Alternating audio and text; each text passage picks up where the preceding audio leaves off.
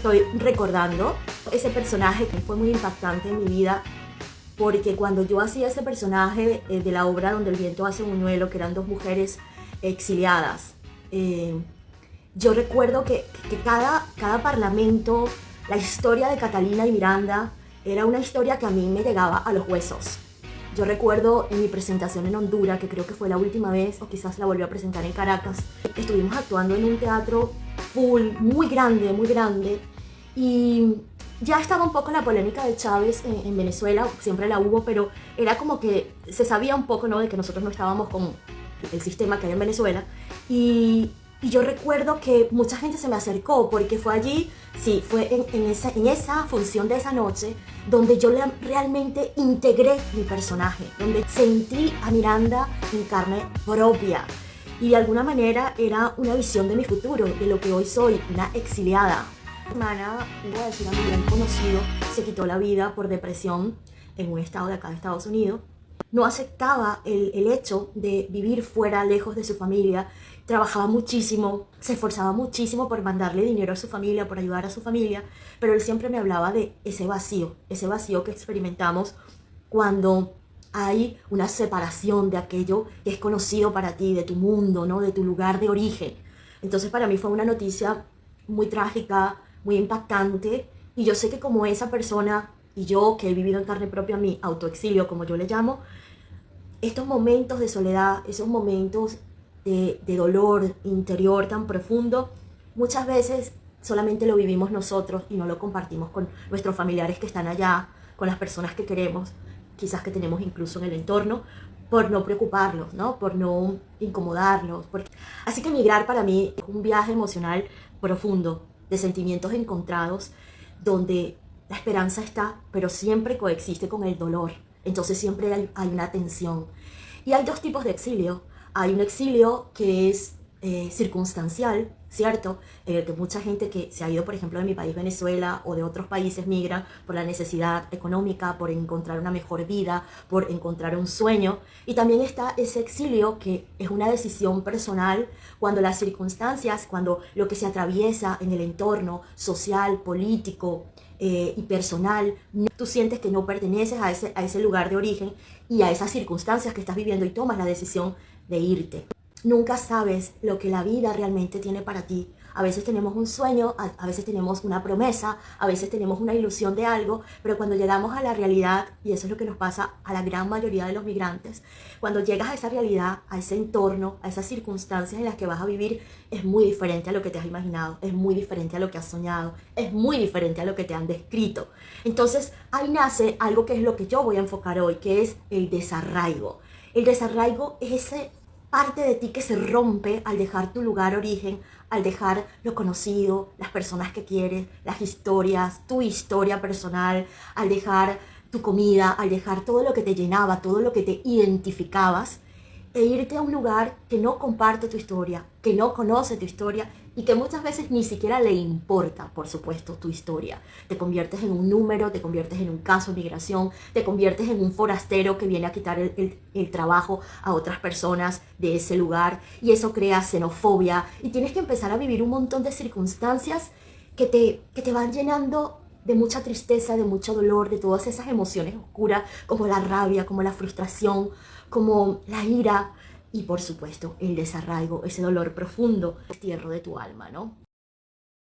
Sentir como el suelo bajo tus pies se convierte en un vacío interminable.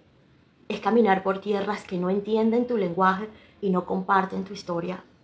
No solo es extrañar un hogar, es perder el sentido de pertenencia, ese hilo invisible cada que te conecta con cada olor familiar, con cada mirada. Es vagar con el corazón desgarrado, sabiendo que no hay un nido, que no hay un refugio verdadero. Son los recuerdos que se desvanecen como arena entre tus dedos. El desarraigo es como morir en vida. Cada día es un duelo porque lo que se dejó atrás, pero también por lo que se arrancó de ti sin aviso previo, por la tierra que ya no te recibe y que a veces ni siquiera te espera. Las penas son largas porque no se curan, solo se vuelven parte de quien eres.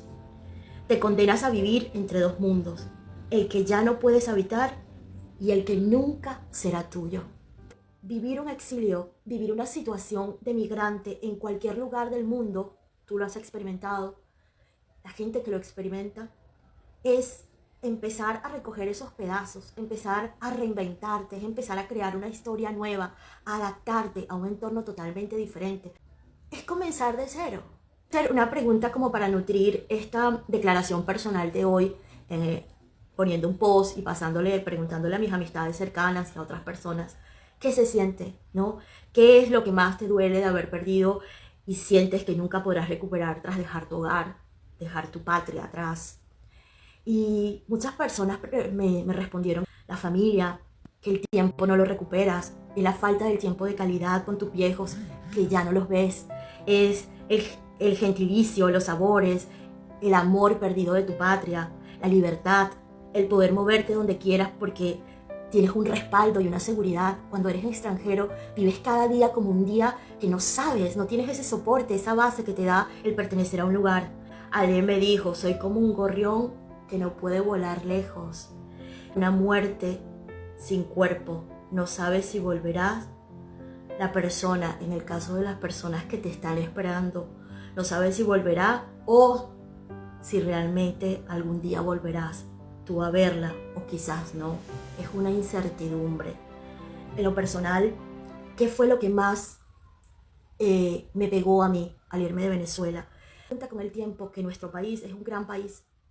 Es un país extraordinario, que mientras estamos allí inmerso en el día a día, inmerso en las situaciones, inmerso en la cotidianidad, en los problemas, no valoramos lo que realmente nos identifica como pueblo, porque es nuestra normalidad. Pero una vez que sale, en el caso de cuando ya tienes muchos años fuera, empiezas a valorar otras cosas, empiezas a valorar desde la música. Yo recuerdo, hacía como 3, 4 años que yo ya me había ido de Venezuela, estaba un domingo en Perú, y de repente escuché la Sinfónica tocando en Madrid, una de las canciones folclóricas del país, y ese día me quebré y empecé a llorar y empecé a darme cuenta de todo lo bonito, de lo maravilloso que es nuestro país, que es nuestra tierra, y de la inocencia en mucho sentido que habíamos vivido hasta ese entonces en un país que es profundamente rico, que es un país profundamente abundante. Para mí ha sido la pérdida de la inocencia, porque descubres que el mundo es una jungla donde cada uno está por su supervivencia. Cuando eres un extranjero, y más si estás viviendo ese proceso de migración solo, a veces te sientes totalmente perdido, fuera de lugar, fracturado, ¿no? Y te das cuenta de que mucha gente en ese modo de supervivencia es capaz de aplastarte, es capaz de pasar por encima tuyo. Hay gente que totalmente pierde todos sus valores o nunca los ha tenido y se resalta ese lado oscuro del ser humano. Te das cuenta que muchas veces las personas de tu pasado, cuando las traes al presente, y esa ha sido mi experiencia, son errores garrafales, porque ahí te das cuenta la verdadera calidad de gente que te rodeaba. Y te das cuenta que muchas veces la gente te quiere o se te acerca, nunca por lo que tú eres, ni por lo que tú le aportas, desde el plano emocional, desde el plano espiritual, desde el plano, no, sino es como garrapata, que quiere absorber de ti, quiere coger de ti, quiere chuparte. Y entonces cuando tú migras, te das cuenta de la traición, te das cuenta del egoísmo, te das cuenta de la vanidad, te das cuenta del ego de las personas que son capaces de pasar por encima de cualquiera, que son capaces de hacer lo que sea, que son capaces de hacer daño al prójimo por su supervivencia. Yo desde muy pequeña he tenido una pasión, una curiosidad tremenda por lo que es la cultura judía, y siempre había querido abordar este tema, pero es hasta hoy que lo voy a abordar porque creo que es importante entender que cuando vivimos un proceso migratorio, y más como lo que estamos viviendo en el caso de nuestro país, Venezuela, Colombia, estos países que están teniendo una migración exagerada, necesitamos entender que no es solamente un proceso individual, que no vas a poder sobrevivir solo en, como te digo, una jungla, que necesitas empezar a reformular los valores, porque precisamente esos valores o la falta de esos valores es lo que nos ha llevado a la situación que tenemos en nuestros países. Cuando llegué muy recién estaba trabajando con unas personas de Centroamérica, no eran Honduras, creo que eran de El Salvador. Y estas personas estaban muy resentidas con los venezolanos. Generalmente la gente de Centroamérica está muy resentida aquí en los Estados Unidos con los venezolanos, porque tenemos algunos beneficios que estas personas no tienen. Entonces mucha gente que llega, mete el asilo y ya rapidito pues tiene un permiso de trabajo, un social, entra, aunque no está 100% legal, entras, ¿no?, dentro de un proceso migratorio legal a los cuales ellos no tienen acceso. Entonces ellos están muy frustrados y antes yo no los podía entender. Yo decía, pero esta gente, ¿por qué está tan frustrada? Claro, porque para ellos llegar acá han pasado por un proceso terrible. Gente que muere en el camino, gente que viaja en tráiler, 170, 200 personas, que viajan en condiciones deplorables, inhumanas, y que luego de pasar todo eso llegan aquí destrozados, rotos, totalmente dispuestos a lo que sea para poder obtener su objetivo. Ven un documental de México y tú dices, ¿cómo es posible que un país, ¿verdad?, que tiene unos organismos, permita que pasen este tipo de cosas, que la gente atraviese esos trailers en esa situación y que se hagan la vista gorda? Porque en México, como en Venezuela, Colombia y todos nuestros países latinos, sabemos que el problema de la corrupción es un problema grandísimo, es uno de los problemas, es un cáncer para nuestros países. Entonces, ¿qué pasa? Claro que están involucradas la Guardia Nacional, están involucradas instituciones que hacen y que comen, porque ya el tráfico de personas es un negocio totalmente que ha llegado a unos niveles como el narcotráfico. De hecho, se ha unido al narcotráfico. Entonces, tú dices, ok, ¿por qué los mexicanos no hacen nada? ¿Por qué los panameños no hacen nada? Porque tienen los mismos problemas que tenemos todos. Porque nos seguimos fijando siempre en el efecto y no en la causa. ¿Qué es lo que hace que realmente una persona se movilice de su país original, arriesgue su vida, pase una selva, haga este tipo de cosas para llegar acá o irse a cualquier otro país? ¿Qué es lo que está causando eso? Lo que está causando eso, y es lo que yo siempre insisto, en que la gente no entiende, se fija en el efecto, en la consecuencia y no en la causa.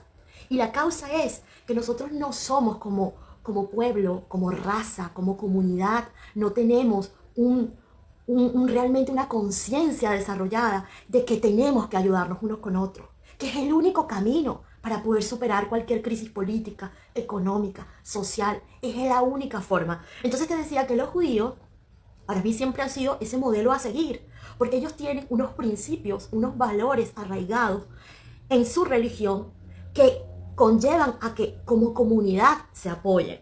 Y hay 3 principios que hoy he tomado para mencionarlos, y si te gusta este tema y te parece interesante para crear conciencia y poder conocer un poco más, búscalo, porque creo que sí, creo que el éxito de los judíos, su abundancia, su prosperidad que llevan a cualquier lugar del mundo, es precisamente porque cumplen con estos 3 principios básicos. El primero es el Keilah, significa la comunidad organizada.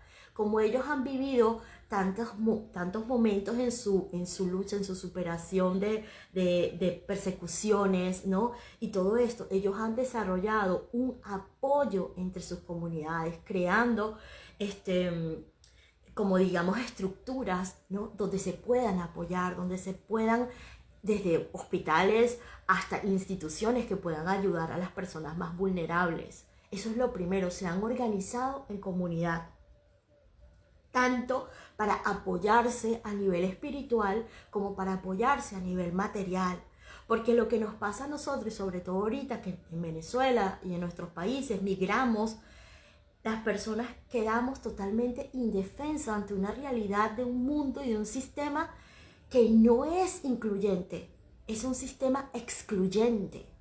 Por ejemplo, acá el sueño americano del que todo el mundo habla y el país de las oportunidades, sí, puede ser el país de las oportunidades, pero cuando tú vienes desprovisto de todo, cuando tú vienes a un país extranjero totalmente sin apoyo de ningún tipo, es muy difícil, y lo digo por experiencia personal, es muy difícil el poder incluirte en ese sistema, el poder empezar a formar parte de ese sistema, por los aspectos legales, por los aspectos de trabajo, por todo lo que conlleva un idioma en el caso de Estados Unidos. Entonces los judíos han desarrollado una red de apoyo para apoyarse. Y no solamente es un apoyo de, ay, que te deseo que te vaya bien, que esa es la mentalidad de América Latina. Y por eso nuestros países siguen pasando estas situaciones tan difíciles y tan tristes como es el dejar nuestros países orígenes buscando una tierra diferente para poder tener una oportunidad. Porque no hemos desarrollado una compasión el uno con el otro. Ese es el Keilah. Luego está lo que se llama la misabat, que es la caridad, que básicamente es la obligación religiosa, ¿no? Está en ayudar al prójimo, ayudar al otro, no como un sentido altruista, ni siquiera como un sentido de compasión, no nada más eso, sino es el pacto que tienen ellos con Dios. Es parte del pacto que tienen ellos con Dios. Es decir, ellos tienen que ayudar porque es su compromiso con el hecho de ser parte de la comunidad judía. Ellos tienen por obligación que responsabilizarse de otros judíos que están en estado de vulnerabilidad, de necesidad. Esto no existe en nuestra comunidad latina, lamentablemente. Los judíos son responsables de los otros judíos, no como nosotros que estamos cerraditos en la familia, en las amistades, bueno, por aquí un poquito, no. Ellos por obligación tienen que ayudarse entre ellos. Son responsables de que el judío coma, de que el judío prospere, de que el judío tenga la oportunidad. ¿Cómo no se van a desarrollar si tienen 3 principios básicos? Entonces, lamentablemente en nuestros pueblos nos seguimos juzgando a la situación, haciéndonos víctimas de la situación, queriendo justificar que quizás nuestros países no han desarrollado por H o por B. Claro, porque no estamos siguiendo los principios básicos como es la responsabilidad social con el otro. Mira, el otro día yo fui a una casa y había un niño y ese niño tenía más o menos 1000 carros de diferentes modelos, de diferentes tamaños. Y tú dices, ¿cómo un ser humano tienes que estar mentalmente muy enfermo, emocionalmente muy vacío, como para pensar que llenando a tu hijo de juguetes, que no van a recordar, Tú lo sabes, yo lo sé. Lo que nosotros recordamos en nuestra vida es nuestro amor, es los valores que nos dieron nuestros padres, el cariño, es el abrazo, en el caso de que hayamos tenido una educación propicia para nosotros desarrollarnos, o si no los traumas que pasamos cuando niños, pero no recordamos cuántos carros tuvimos. Entonces tú como padre tienes que estar muy enfermo, es lo que yo pienso, para comprarle tantos juguetes a tu hijo y ni siquiera ir a un centro de caridad en Navidad y regalar unos juguetes para unos niños que no tienen uno.